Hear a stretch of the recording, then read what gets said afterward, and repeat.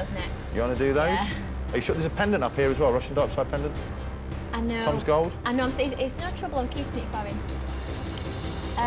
It's quite expensive taste. I think it's 24 carat gold. That. Yeah, yeah. You want to do these? The carat weight on them. I've got to do them next. These will absolutely fly out of here.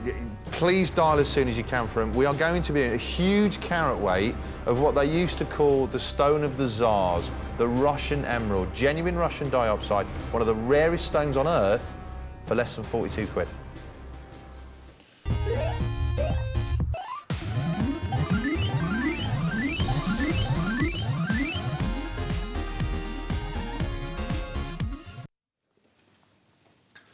Well, I've got to tell you, this is a stone that I've worked with for a long, long time, and I don't think I've ever seen a deal on Russian diopside quite like this.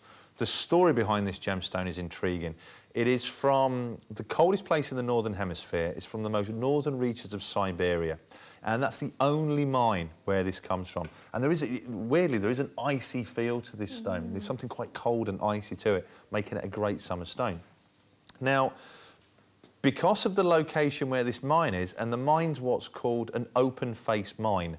You know how normally your image of a mine is like a cave with all the wood shafts and stuff?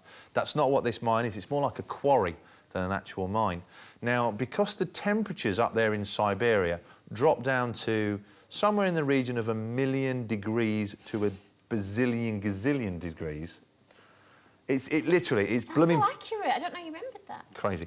It's unbelievably cold up there. In fact, it's so cold that the mine becomes inaccessible. You can't actually get to the mine. The road gets closed off. Ah, there's a picture of the mine now. It looks like an amphitheatre, doesn't it? But that's the actual mine.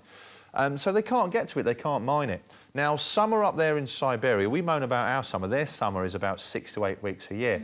The last 3 years, they've had terrible summers. So the amount of time they've been able to mine has been greatly reduced.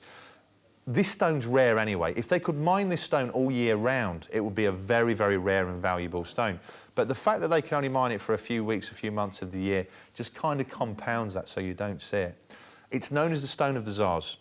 Tsar Nicholas II, who on his anniversary, on his 20th anniversary to Maria, he commissioned a young man by the name of Carl Fabergé to make a very special gift for her, an egg. And he did the same thing every single year for the next 20 years. Every single egg that Carl Fabergé made for Tsar Nicholas II, the centrepiece, by the insistence of the Tsar, was a Russian diopside. This is why it was called the Stone of the Tsars. It was considered to be a measure of wealth. If you owned this stone, almost like if you wanted to display how posh you are now, you'd pull up in like a Range Rover Sport and show off your Breitling watch. Back in the day, if you wanted to show how wealthy you were, you'd have Russian diopside, and all the girls would be like, oh, get him. Do you know what I mean? It's like a symbol of wealth, a symbol of standing. It's the Stone of the Tsars. We're going to be doing this for less than 42 quid. Now, what's important about this, can we have a quick peek at this? Because size-wise, this is that 1.4 carats? It is, isn't it?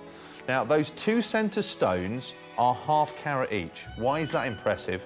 Well, you lose 90% during the cutting process, which is an insane amount to lose. Most gemstones, you'll lose 30 to 40%. This stone, you lose 90%.